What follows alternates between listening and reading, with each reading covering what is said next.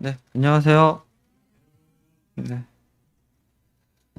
하다 보니까 벌써 2023년이 다 가고 2023년 마지막 수요 집회를 제가 하게 됐네요.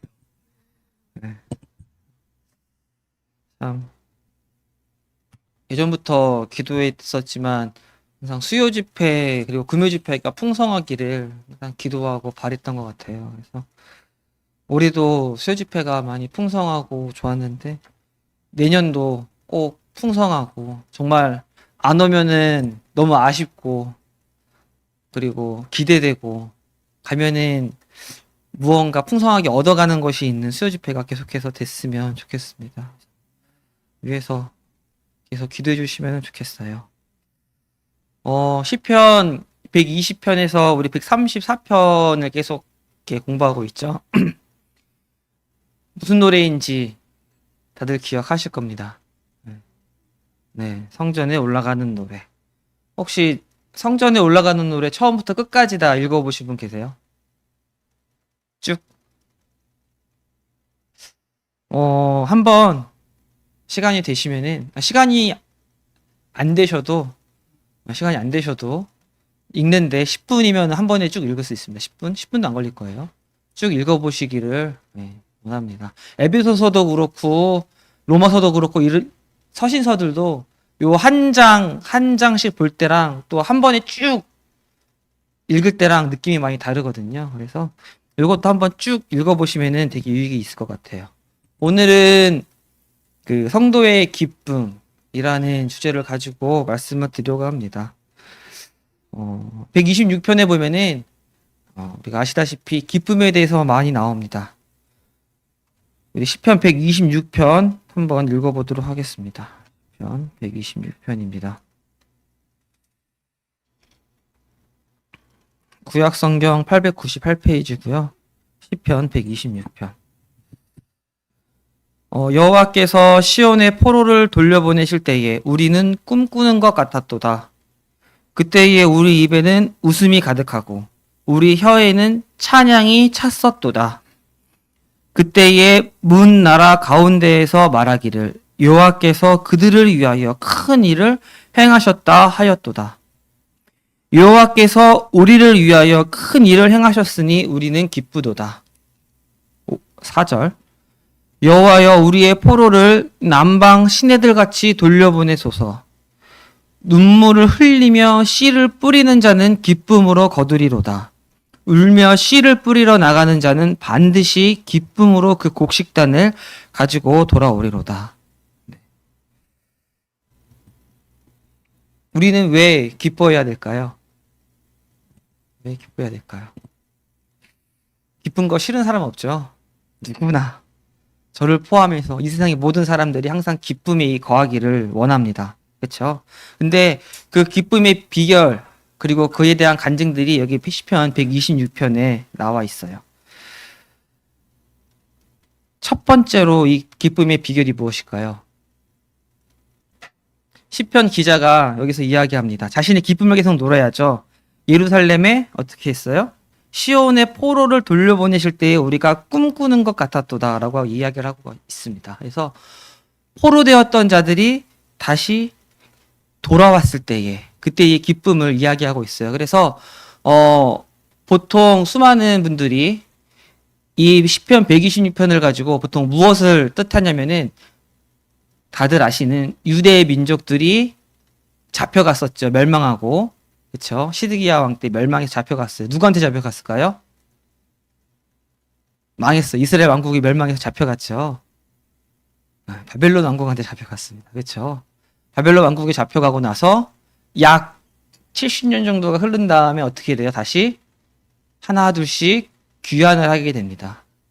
이 시편 126편에 보면은 시온의 포로를 돌려보내실 때 그리고 남방의 포로를 돌려보내소서 이런 말씀들이 있어요. 그래서 그걸 보고 그리고 이 시편을 편집한 사람이 에스라였다고 합니다. 그래서 그것을 보면서 이 시편 126편의 내용이 누구를 뜻하냐면은 포로되었던 유대 백성들, 바벨론에 잡혀가가지고 절대로 풀려날 수 없을 줄 알았고 그 가운데에서 살 줄만 알았던 유대인들이 어떻게 됐어요? 풀려나고 그렇죠? 수룹바벨, 에스라, 니에미야를 통해서 어떻게 돼요? 성전도 다시 짓고 요 때에 그 분위기를 그리고 그 기쁨과 간증을 노래하는 시편이다라고 많이 분별을 하십니다. 그래서 여기서 기쁜 이유가 뭐예요? 결국에는 시온에 예루살렘으로 돌아왔기 때문입니다. 얼마나 기뻐요? 얼마나 기쁘냐면은 1절에 보시면은 우리가 어때요? 꿈꾸는 것 정도로 기뻤다고 합니다. 그리고 입에 웃음이 가득했대요. 입에 웃음이 가득하고 찬양이 찼었답니다. 이게 가만히 있어도 내가 찬양을 일부러 막 안 불러도 알아서 찬양이 막 이렇게 막 나오는 그 일들이 누구 때문에 이루어졌다고요? 여호와께서 시온의 포로를 돌려보내실 때라고 이야기를 합니다. 그래서 이 일을 누가 이루신 거예요? 하나님께서 시온의 포로를 돌려보내신 거죠. 그렇죠? 그 누구의 능력도 아니고 온전히 하나님의 뜻으로 이루어졌는데 여러분들은 어떠세요? 여러분도 좀 기쁘신가요? 1절과 2절에 보시면은 그때에라는 말이 있습니다. 그때에 우리 2절에 보시면은 그때에 우리 입에는 웃음이 가득하고 그때에 문 나라 가운데에서 그때에는 그렇게 기뻤어요. 시제가 뭐예요? 과거죠. 과거입니다. 과거에 그렇게 좋았고 꿈처럼 좋았고 막 찬양이 흘러나는데 지금은 어떤가요? 지금은 3절 볼까요? 3절 여호와께서 우리를 위하여 큰 일을 행하셨으니 우리는 기쁘도다. 지금도 기쁩니다. 이 시편 기를 쓴 사람은 어때요? 과거에 예루살렘에 다시 돌아왔을 때 그 하나님의 큰 일 가운데 그 역사의 능력 그 가운데 함께 있었을 때에 기뻤죠. 그리고 지금도 기쁩니다. 왜냐면은 예루살렘에 돌아올 때도 기뻤고 난 지금 어디 있어요? 예루살렘에 있는 것도 기쁜 거예요. 그럼 다시 여러분들은 기쁘신가요? 한번 생각해 보시면 좋겠어요. 우리가 분명 죄악에서 구원받았죠. 그리고 하나님의 백성, 성도, 형제자매, 이 교회의 지체로서 부름을 받았습니다. 그때 기쁘셨나요? 입에 막 찬양이 가득했나요? 웃음이 막 나오고 막 사람들이 자랑하고 싶고 이웃 사람들이 그러면 지금은 어떠신가요? 지금도 기쁜 게 맞죠. 그렇죠? 마치 이 시편 기자가 이야기하는 것처럼 처음에 어땠어요? 그렇게 기쁘고 좋았어요. 물론 이제 그 당시에 진짜 뜨거웠던 감격은 좀 줄어들지 모르겠지만 여전히 그는 어디에 속해 있어요? 예루살렘에 속해 있고 그는 여전히 누구 아래에 있는 거예요? 하나님 안에 거하고 있습니다. 그러면은 여러분들은 어떻습니까? 여러분도 지금도 마찬가지예요. 똑같은 것 같아요. 그때에 하나님의 능력이 뭐였어요? 복음이죠. 복음의 능력을 실제로 맛보고 그 기쁨 가운데 거했었고 지금은 그 기쁨 바깥에 있나요? 아니에요. 사실은 여러분들도 그 구원 가운데 지금도 있습니다. 지금도 여전히 지체이고 여전히 교회 안에 거하고 있어요. 그래서 하나님의 이 큰일 때문에 기뻐해야 한다고 이야기를 합니다. 3절 여호와께서 우리를 위하여 큰 일을 행하셨으니 우리가 기쁘다.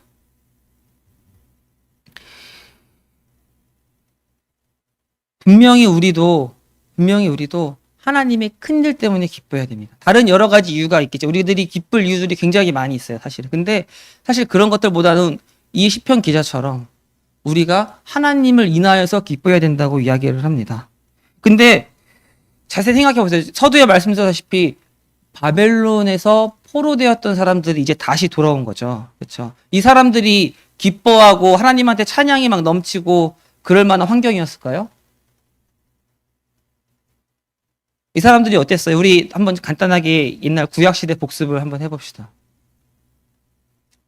예루살렘에 왔어요. 이제 스룹바벨과 그 일단의 그 유대 사람들이 왔더니 뭐가 있어요? 아무것도 없었어요.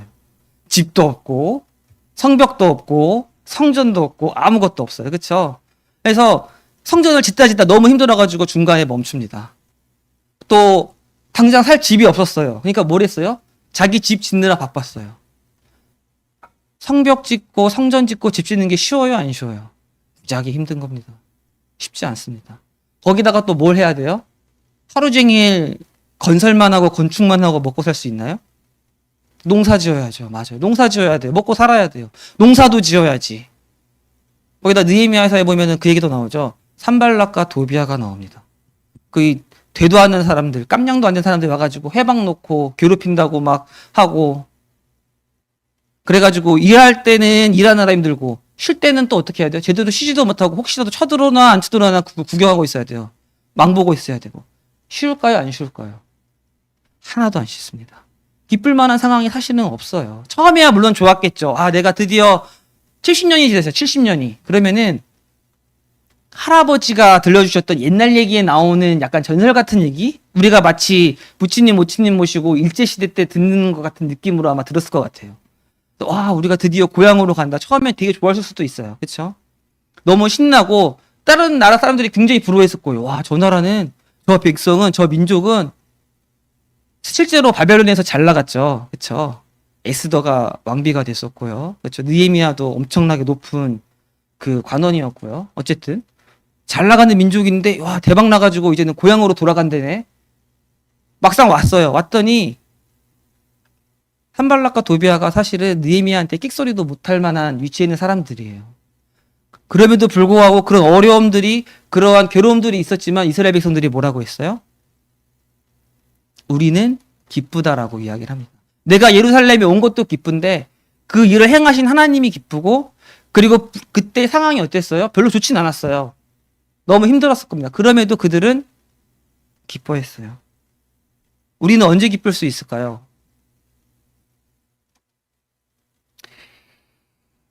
하나님의 큰 일을 통해서 기뻐하시기를 바랍니다. 여러분에게 행하신 가장 큰 일, 십자가의 구속 사역, 그 기쁨을 지키셔야 돼요. 세상에서는 여러 가지 것들로, 상황들로 시끄럽게 하면서 뺏으려고 노력합니다. 근데 그것을 지키셔야 돼요. 왜냐하면은 그게 바로 뭐예요? 하나님의 뜻이기 때문이에요. 항상 기뻐하라. 데살로니가전서 5장에 나오죠. 항상 기뻐하라. 쉬지 말고 기도하라. 근데 제일 먼저 나오는 게 항상 기뻐하라.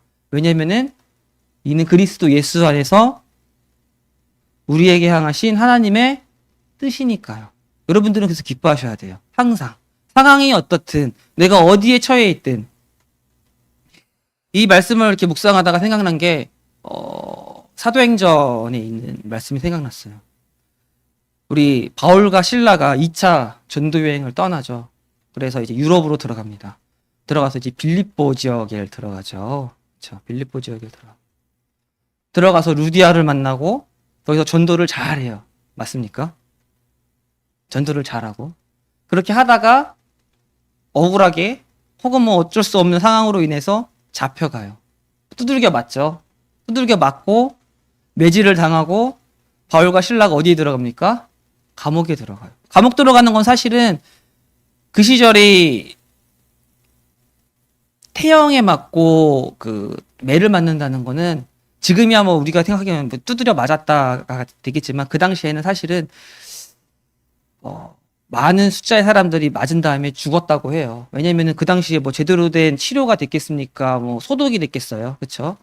두드려 맞으면은 거기에 이제 그 뭐죠? 세균이 감염되고 곪고 해서 죽는 사람들이 부직이 있었다고요. 거기다가 집에서 열심히 요양을 받아도 모자를 판에 감옥에 들어가 있었어요. 축축하고 눅눅하고 햇빛도 들지 않고 온갖 세균들이 드글드글해가지고 거기 있으면은 10중 8구는 죽었다고 해요. 왜냐면은 두들겨 맞고 어디 있었기 때문에 감옥에 있었잖아요. 근데 그들이 그때 어떻게 했습니까? 찬송하고 기도했습니다. 그렇죠? 그들이 기뻐 찬양하고 하나님을 노래하고 하나님의 그 크신 일들, 나에게 행하셨던 바울과 실라에게 임했었던 하나님의 크신 일들을 기억하면서 그들이 찬양했을 때에, 그렇죠? 그럴 때에야 뭐가 일어났어요? 상황이 바뀌었어요. 상황. 우리는 항상 생각하기를 내가 기쁘려면은 그 뭐라고 해야지? 내가 기쁘려면은 상황이 바뀌면 기뻐할 줄 알아요. 건강해지면은 건강해지면 당연히 기쁘겠죠. 그렇죠? 돈이 많으면은 기쁘죠. 그렇죠? 근데 돈이 많아지고 건강해지고 가족들이 잘 되고 자녀가 잘 되고 당연히 기쁩니다. 근데 그거는 상황이에요. 우리는 항상 원하는 게 상황을 놓고 기도할 때가 많이 있습니다. 상황이 바뀌기를 기도하고 상황이 바뀌면 나한테 기쁨이 올 것이라 생각을 합니다. 진짠가요? 순서가 틀렸어요. 순서가. 무엇이 먼저였어요? 기쁨이 먼저였습니다. 기쁨. 여러분들은 먼저 기뻐하셔야 돼요. 이게 사실은 그리스도인의 진정한 능력입니다. 그 상황을 바꾸는 능력은 우리한테는 없어요. 그렇죠? 상황을 바꿀 수 있는 거는 오로지 누구한테만 달려 있어요? 하나님에게만 달려 있습니다. 하나님께서 하나님의 때에 평안하게 혹은 어려운 방법으로 분명히 바꾸시긴 할 거예요. 근데 그런 상황에서도 어떠한 상황에서도 기뻐하는 게 그게 그리스도인의 능력이에요. 상황을 바꿔내고 기적을 만들어내는 게 그리스도의 능력 같지는 않습니다.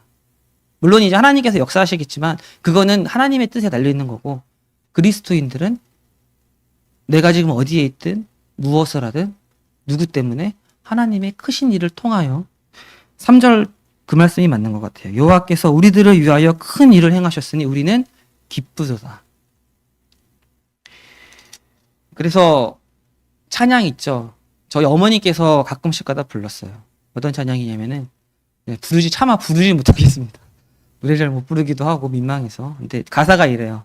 너는 왜 항상 웃니? 그쵸? 슬프고 눈물 나도. 그쵸? 남들은 모를 거야. 정말 좋아, 항상 좋아. 왜 그러냐면은 너와 나 구원하려 주 예수님이 오셨단다. 이게 사실은 맞는 말이에요. 그렇죠? 이게 바로 그리스도인의 능력입니다. 그래서 그리스도의 능력은 기쁨의 능력인데 그 기쁨은 언제 어디서든 항상 기뻐할 수 있어야 돼요. 무엇을 통해서? 하나님의 능력을 통해서. 근데 이게 쉬워요, 안 쉬워요? 쉽습니까? 무지하게 어려워요. 그렇죠? 나는 분명히 하나님을 통해서 기뻐하고 싶습니다. 하나님을 인하여 기뻐하고 싶은데 쉽지 않은 걸 인정합니다. 이해합니다. 저도 수시로 불행해지고 수시로 기쁨에서 멀어지는 경우가 많이 있어요. 어떻게 해야 될까요? 그 답이 또 마찬가지로 5절 6절에 있습니다. 5절 6절 한번 읽어볼까요? 눈물을 흘리며 씨를 뿌리는 자는 기쁨으로 거두리로다. 여기서 눈물을 흘리면서 뿌리는 씨, 김강선 선생님께서 말씀해 주시기를 저한테 기도라고 하시더라고요. 맞는 것 같습니다. 우리가 눈물을 흘리면서 씨를 뿌리시면 됩니다. 여기 보시면은 우리가 시편 120편 분도 계속 읽어봤는데 이 성전에 올라가는 노래에 나오는 이 사람이 계속해서 무엇을 기도해요? 눈물로 기도하는 걸 볼 수 있어요. 내가 산을 향하여 눈을 돌리라. 나의 도움이 어디서 올까? 그렇죠? 내가 환난 중에 여호와께 부르짖었더니 내게 응답하시는도다. 그렇죠? 또 어디죠? 123편도 간절하게 기도합니다. 하늘에 계시는 주여, 내가 눈을 들어 주께 향하나이다. 상전의 손을 바라보는 종들의 눈같이, 여주인의 손을 바라보는 여종의 눈같이 우리에게 제발 도와주십시오라고 눈물로 기도하는 걸 볼 수가 있어요. 그 눈물의 기도가 바로 뭐예요? 기쁨의 비결입니다. 그렇게 됐을 때 이게 상황이 바뀌어요, 안 바뀌어요? 바뀔 수도 있습니다. 안 바뀔 수도 있어요. 그렇죠? 내가 건강해질 수도 있고 안 건강해질 수도 있어요. 그거는 모르겠습니다만 중요한 건 그렇게 했을 때에 하나님이 분명히 여러분들에게 기쁨을 주실 것입니다. 하나님 분명히 여러분들의 믿음의 눈을 띄워주실 것이라 믿습니다. 그렇게 했기에 이 사람이 뭐라 그래요? 또 125편에 보시면은 여호와를 의지하는 자는 시온산이 흔들리지 아니한 같도다. 이렇게 얘기합니다.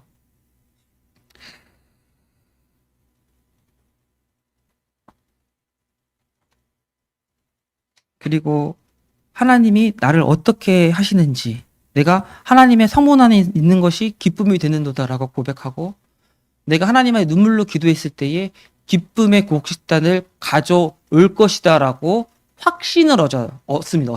잘 보시면, 이 시제를 잘 보셔야 돼요. 시제를. 다시 한번 5절 읽어볼까요? 시제를 봅시다.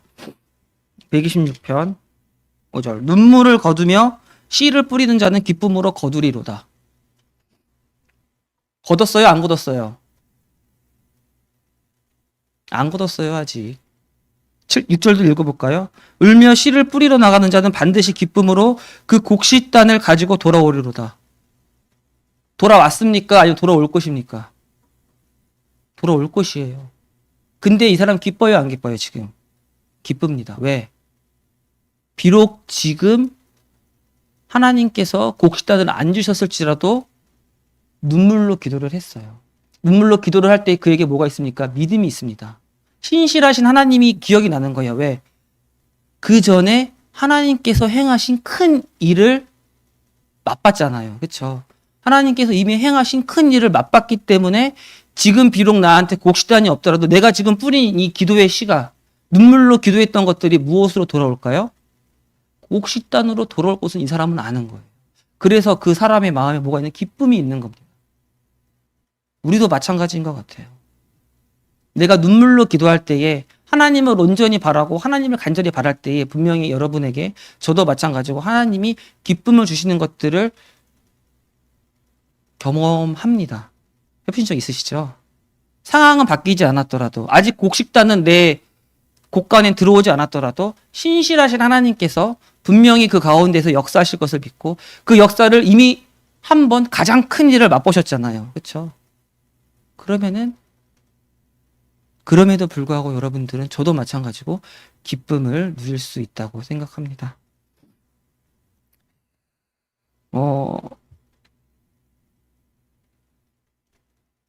물론 이제 상황 자체가 항상 행복하고 그랬으면 좋겠습니다. 그래서 우리가 기도를 할 때에 기도 제목들을 보면은 보통 이제 기본적으로 건강을 위해서 기도를 많이 하고, 그렇죠? 그리고 나의 사업, 직장에서 내가 편안하게 일할 수 있는 것들을 기도합니다. 당연히 기도해야 돼요, 그렇죠? 근데 그것보다 더 중요한 것들이 있어요. 무엇이냐면은 하나님께 대한 직접적인 간구들이 필요한 것 같아요. 그래서 시편에 있는 이 120편부터 127편까지의 이 기도들을 보면은 하나님을 온전히 바라는 기도들이 계속해서 나옵니다. 다른 여러 가지 상황들이 있지만 온전히 주님만이 나의 도움이신 것을 지극정성으로 바라고 눈물로 기도하는 그것이 바로 기쁨의 비결입니다. 그리고 그렇게 될 때에 내 상황이 어떻더라도 내가 지금도 여전히 아프고 지금도 여전히 눈물이 있고 지금도 여전히 가족들이 구원받지 않았더라도 지금도 여전히 괴로운 사람들이 있고 나를 힘들게 하는 것들이 남아있을지라도 기뻐할 수 있다고 믿습니다. 항상 기뻐하는 우리 삶이 되기를 바랍니다. 보면은 그 4절에 보면은 재미있는 말씀이 있어요. 여호와여 우리의 포로를 남방 시내들 같이 돌려보내소서. 기쁨은 나만 누리는 건 사실 또 아니에요. 그렇죠? 기쁨은 여기 보면은 우리라고 계속 되어 있어요. 우리. 기쁨은 공동체적인 겁니다. 내 신앙만 잘 지키고 나만 행복하고 얼마 못 가요. 진정한 기쁨이 안 됩니다. 우리의 기쁨이 되어야 됩니다. 우리의 기쁨. 성도들 간의 기쁨이 되어야 되고 교회의 기쁨이 되어야 되고 여기 시편에서는 예루살렘 모든 그 유대인들의 기쁨이 되어야 되고 그렇죠? 시간이 많이 됐는데요. 질문을 미리 제가 올려드렸습니다.